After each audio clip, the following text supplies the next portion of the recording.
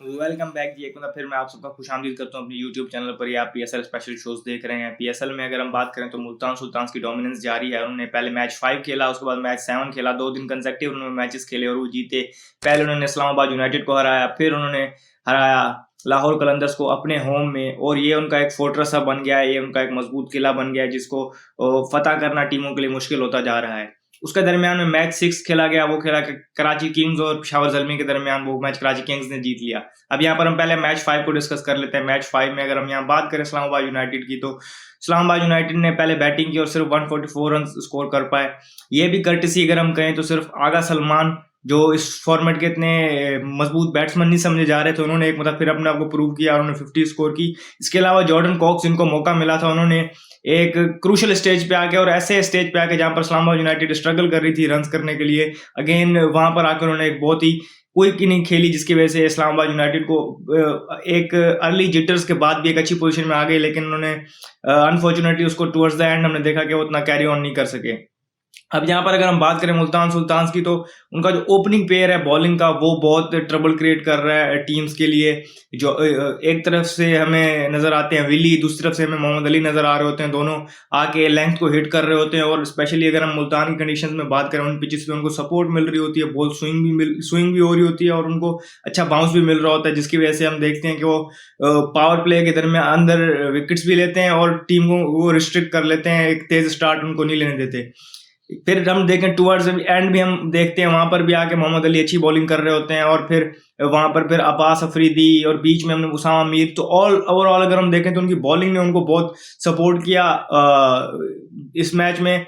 Match number 5 जो उन्होंने खेला है इस्लामाबाद यूनाइटेड के अगेंस्ट, तो उनके बॉलर्स उनको बड़ा सपोर्ट किया, और मोहम्मद अली अपनी आउटस्टैंडिंग बॉलिंग की वजह से मैन ऑफ द मैच करार पाया।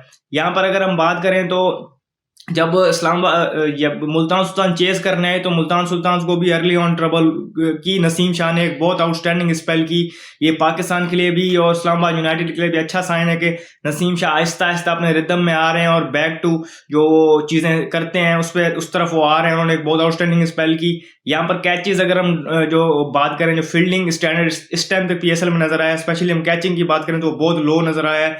2 कैचेज इस मैच में खुशदिल शाह ने छोड़े, और फिर 2 इमाद वसीम ने छोड़े, और क्रूशल स्टेजेस पे छोड़े, जिसकी वजह से हमने देखा कि मैच दूर चला गया। अब रिजवान का उन्होंने पहली बॉल पे कैच छोड़ा था, पर रिजवान ने 40 और रन स्कोर किए, तो ये एक मसला था इस्लामाबाद यूनाइटेड के लिए। इमाद वसीम कैचिंग नहीं कर रहे थे। इसके अलावा फिर बाद में उन्होंने रीजा हेंड्रिक्स का एक कैच छोड़ा, तो रीजा हेंड्रिक्स फिर टुवर्ड्स एंड हमने देखा कि अपनी टीम को एक विनिंग पोजीशन में छोड़ के चले गए। तो उन्होंने बहुत अच्छी इनिंग खेली, एक मतलब फिर उन्होंने 50 स्कोर्स की। तो इस मरतबा इस तरह अगर हम बात करें तो इस्लामाबाद यूनाइटेड ने अगर फील्डिंग में वो मिस्टेक्स ना की होती, तो ये मैच गया, हम देखा कि सेकंड लास्ट बॉल पे फिनिश हुआ, तो शायद वो जीत सकते, उनके पास एक चांस था। लेकिन ये मैच मुल्तान सुल्तान जीत गई। फिर हम बात करें मैच नंबर 6 की, जो मैच खेला गया कराची किंग्स और पेशावर ज़ल्मी के दरमियान। वहां पर अगेन कराची किंग्स ने जो है टॉस जीती, और उन्होंने कहा कि हम पहले बॉलिंग करेंगे। ये उनका एक डिसीजन था। एट दैट मोमेंट हमें डिसीजन लग रहा था शायद थोड़ा सा उन्हें बैकफायर कर जाए, लेकिन जब बॉलिंग करने आए तो एक सरप्राइज मतलब लगा व्यूवर्स को भी, और ऑब्वियसली जब व्यूवर्स को लग रहा है तो बैट्समैन को भी लगा होगा कि उन्होंने शोएब मलिक से स्टार्ट करवाया, और अगेंस्ट साइम अयूब को उन्होंने पहली बॉल पे आउट कर दिया। और हमें पता है कि साइम अयूब कितने क्रूशल है पेशावर ज़ल्मी के लिए, अच्छा स्टार्ट देने के लिए और क्विक स्टार्ट देने के लिए। तो उनको पहली बॉल पे आउट करके उन्होंने बैक फुट पे कर दिया पेशावर ज़ल्मी को।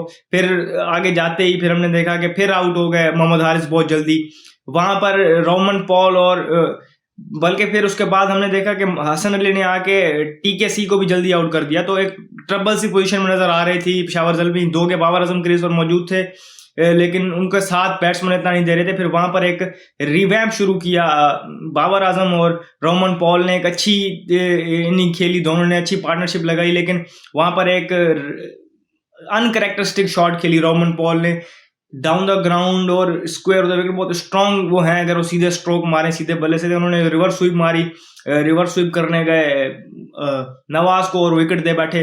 फिर वहां से एक लाइन शुरू हुई।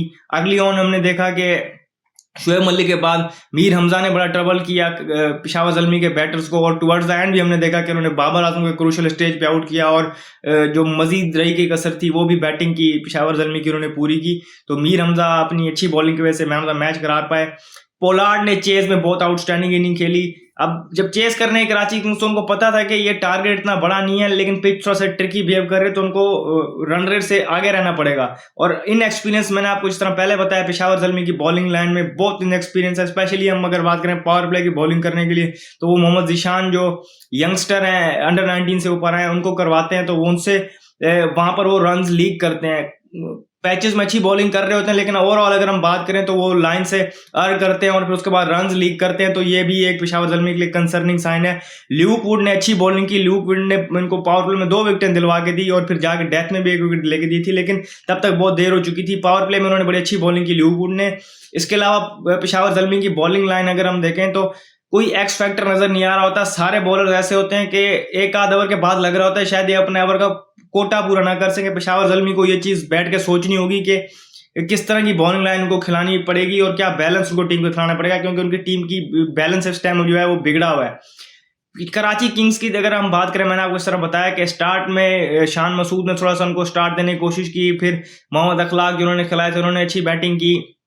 शोएब मलिक ने एक स्टेडी नॉक खेली, लेकिन जो फिनिशिंग पंच मारा जिसे कहते हैं, जो उनके तरफ जिसने मैच कर दिया वो ही नहीं खेली। पोलार्ड ने सिर्फ 21 गेंदों में 49 रन बनाए उन्होंने। स्पेशली जिस तरह उन्होंने लेफ्ट आर्म चाइनामैन जो लेफ्ट आर्म रेसिस स्पिन वकार सलाम खेल को टेक ऑन किया और जिस तरह उनको न्यूट्रलाइज किया, वो एक काबिल तारीफ बात है और उन्होंने प्रूव किया कि वो प्लाटिनम पिक क्यों है कराची किंग की, उन्होंने अपनी वर्थ प्रूव की। अब हम बात करें मैच 7 की जो कल रात खेला गया, वो मैच खेला गया मुल्तान सुल्तान्स का वर्सेस वो मैच था लाहौर कलंदर। अब ये लाहौर कलंदर्स ने अपने लास्ट 5 मैचों में से 4 मैच जीते हुए थे मुल्तान सुल्तान के अगेंस्ट, तो ये चीज कहीं ना कहीं बैक ऑफ माइंड थी कि मुल्तान सुल्तान नहीं जीत पा रही पेशावर लाहौर कलंदर से। लेकिन दूसरी तरफ ये चीज भी थी कि ये उनका होम ग्राउंड है, जिस तरह मैंने आपको बताया उनका एक मजबूत फोर्ट्रेस बन चुका है, तो यहाँ पर इसको फतह करना भी टीमों के लिए उस तरह पॉसिबल नहीं है। इतने तगड़ी तगड़ी टीम जिनसे एक्सपेक्ट किया जाता था जैसे इस्लामाबाद यूनाइटेड, वो भी वहाँ फेल होकर आई है, लाहौर कलंदर भी फेल हो गई, तो ये चीज देखनी है वहां। तो लाहौर कलंदर्स ने वहां बैटिंग की और अर्ली ऑन अगेन पहले 3 ओवर्स में वही उनका जो ओपनिंग पेयर है बॉलिंग का, मुल्तान सुल्तान की मोहम्मद अली और डेविड विली, दोनों ने again Sahibzada Farhan in form batsman को मोहम्मद अली ने आउट किया और फ़खर जमान को ट्रबल कर रहे थे अर्ली ऑन। हमने देखा कि अपनी लेफ्ट आर्म स्विंग बॉलिंग से डेविड विली, तो वो कहीं ना कहीं हमने देखा कि एक शेल में आ गए थे, लेकिन फिर हमने देखा कि उन्होंने शैकल्स को ब्रेक किया। वहां पर उनके पास वैन ड्यूसन आए, उन्होंने टेक ऑन किया, तो दोनों बॉलर्स को उन्होंने टेक ऑन किया। उनकी एक अच्छी पार्टनरशिप लगी वैन ड्यूसन की और फ़खर जमान की। लेकिन हमने देखा कि जिस तरह पावर प्ले खत्म हुआ, फ़खर जमान ने उसके बाद से 2 के उन्होंने 41 रन स्कोर किए, लेकिन उन्होंने जो लास्ट 29 बॉल्स फेस की उन्होंने सिर्फ 20 रन बनाए और कहीं ना कहीं वो स्क्रैची इनिंग उनकी होती जा रही थी। चांसेस भी ले रहे थे वो और उनसे रन्स नहीं बन रहे थे और अपनी विल पे जिस तरह वो बाउंड्रीज मारते हैं वो नहीं मार पा रहे थे, तो कहीं ना कहीं वो गेम से फार बिहाइंड रह गए। वैन ड्यूसन के होते हुए ये चीज उतनी फील नहीं हो रही थी क्योंकि वो स्ट्राइक चला रहे थे, वो बाउंड्रीज भी क्या कहते हैं कि कंटिन्यूसली मार रहे थे। लेकिन बाद में जब हमने देखा कि टुवर्ड्स एंड अगर हम देखें तो वो उस तरह का जिस तरह वो फिनिश चाह रहे थे उतना वो नहीं कर पाए और 166 रन सिर्फ मैनेज कर पाए। लेकिन अगेन ये उस पिच पे ऐसा नजर आ रहा था कि शायद ये अच्छा टोटल हो, क्योंकि इससे पहले भी हमने देखा कि टीम्स यहाँ पर जो बैटिंग सेकंड कर रही थी उनके लिए कोई इतनी अच्छी कंडीशंस यहाँ नहीं थी, टीम स्ट्रगल्स कर रही थी, तो लग रहा था कि जिस तरह की बॉलिंग लाइन है लाहौर कलंदर की बेशक आउट ऑफ फॉर्म नजर आ रही है इस टाइम, लेकिन फिर भी उनके पास एक बेहतर चांस है। यहाँ पर अगर हम बात करें तो वैन ड्यूसन ने 50 स्कोर की लाहौर कलंदर्स के लिए, मोहम्मद अली ने 2 विकेटें ली और अब्बास अफरीदी ने अच्छी बॉलिंग की और उसामा मीर ने बड़ी अच्छी बॉलिंग की।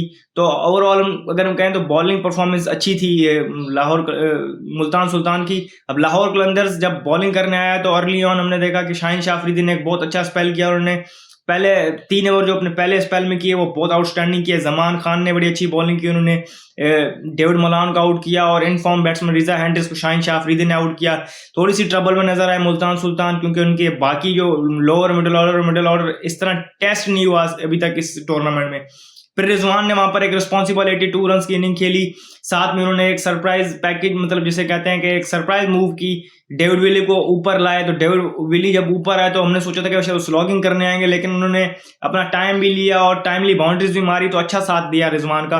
फिर टुवर्ड्स द एंड जो जिसे कहते हैं फिनिशिंग पंच, जिस तरह मैंने बताया था आपको मैच 6 में पोलार्ड ने खेला था, उसी तरह का एक फिनिशिंग पंच यहाँ पर खेला है इफ्ती मनिया ने, इफ्तिकार अहमद ने बहुत आउटस्टैंडिंग इनिंग खेली। जो बिल खसूस जो उन्होंने जमान खान को सेकंड लास्ट ओवर में जिस तरह उन्होंने एक हिटिंग की है, ब्रूटल हिटिंग की है और उस तरह वो अपनी टीम को मैच जितवा गए और एक ओवर पीछे बाकी पड़ा था। तो मुल्तान सुल्तान की डोमिनेंस जारी है। हम देख रहे हैं कि मुल्तान सुल्तान की टीम बड़े अच्छे बैलेंस में नजर आ रही है। और वहीं अगर हम बात करें तो पेशावर ज़ल्मी जैसी टीम के लिए बहुत ज़्यादा थिंकिंग करने के लिए और लाहौर कलंदर के लिए भी बहुत ज़्यादा चीज़ें सोचने वाली हैं, क्योंकि वो 2 मैचेस हार गए हैं और लाहौर कलंदर वाले 3 मैचेस हार गए हैं। तो उनको अपनी चीज़ों को थोड़ा सा इंट्रोस्पेक्ट करना पड़ेगा। कंपैरेटिवली अगर देखें तो लाहौर कलंदर्स बहुत बेहतर खेल रही है पेशावर ज़ल्मी के मुकाबले में। पेशावर ज़ल्मी की बॉलिंग बिल्कुल किसी चीज़ समझ नहीं आ रही। लगता है ऐसा है कि शायद वो 200 प्लस भी कर लें तो भी वो डिफेंड नहीं कर पाएंगे। और दूसरी तरफ देखें तो लाहौर कलंदर्स की टीम अपनी मिस्टेक से, अगेन हम बात करें तो फील्डिंग में जो मिस्टेक्स हुई, क्रूशल मौके पे रिजवान का कैच छोड़ दिया था शाहीन शाह अफरीदी ने। इसके अलावा हमने देखा कि फ़खर जमान से 2 चौके निकले। ये बहुत ही सरप्राइजिंग बात थी क्योंकि फ़खर जमान बहुत आउटस्टैंडिंग फील्डर हैं। उनसे जिस तरह के वो चौके निकले हैं, कीपिंग की मिस्टेक्स भी हमें देखने को मिल रही है। उनके पास स्पेशलिस्ट कीपर भी नहीं है। ये मिस्टेक्स उनकी हैं जो उनको एड्रेस करेंगे तो वो बेहतर टीम बन के नजर आएंगे। लेकिन पेशावर ज़ल्मी के पास इस टाइम कुछ ऐसा नजर नहीं आ रहा कि किस तरह वो अपनी बॉलिंग को बेहतर करेंगे। इस वीडियो में फिल वक्त इतना ही। मुझे दीजिए इजाजत। शुक्रिया। अल्लाह हाफिज।